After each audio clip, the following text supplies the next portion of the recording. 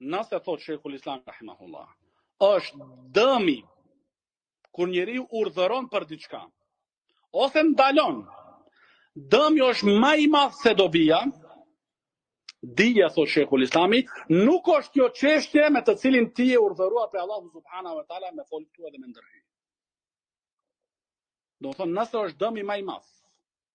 Edhe thot Ibn Taymija, wa in kana qad turika wajib au fu'ila muharram.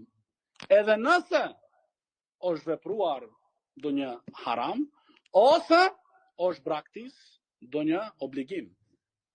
Shifet, do më thonë, e kanë braktis njerëzit ndonjë obligim. Por tash me urdhërua ata për të mirë në ato rrethina, dëmi bëhet më i madh se dobia.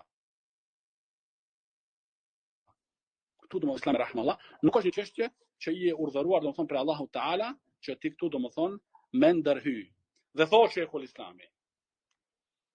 Dhe mos fantazo tash shumë, se ky burr i madh, Sheikhul Islam Ibn Taymija rahimahullah, ka qenë domethënë nga burrat më të mëdhenj që kanë zbatuar këtë çështje. Urdhërim për të mirë dhe ndalimi nga e keqja. Edhe mos shfaq tash ajo xhelozi e ftoft. Që më thonë, jo, po si mundet ki me thënë këtë. Jo, kjo është imam. Kjo është imam i cili pasohet. Sheikhul Islam Ibn Taymija rahimahullah. Thot Sheikhul Islami, besimtari thot, e ka obligim thot, me pas frikë Allahun Teala për robërit e tij.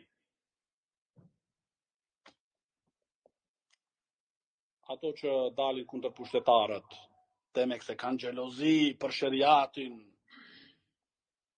Ato thotë Sheikhul Islam me pas frikë Allahun, se pastaj u shkaktojnë dëme, shkatrime, gjakderdhje, edhe ata në rahati, ata duhen me pas frikë. Dhe ato që kanë quar njerëz në për Siri dhe Afganistan dhe Irak, kjo vlen për ata.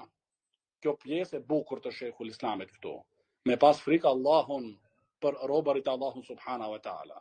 Se ndoshta dunja ke shpëtu para njerëzve, tek njerëzit. Po si do shndrojnë puna jote, që ti e bërë shkaktar që ke qu dhe ke bërë thirrje me shku njerëzit në Siri. Si do dalish para Allahut? Dhe ka njerëz janë mashtru me fjalën tënde. Dhe kanë shku atje dhe janë djegur si baruta. Si do qëndrosh me ato njerëz kur do dalin ty në ditën e gjykimit dhe do kërkojnë hakun e tyre.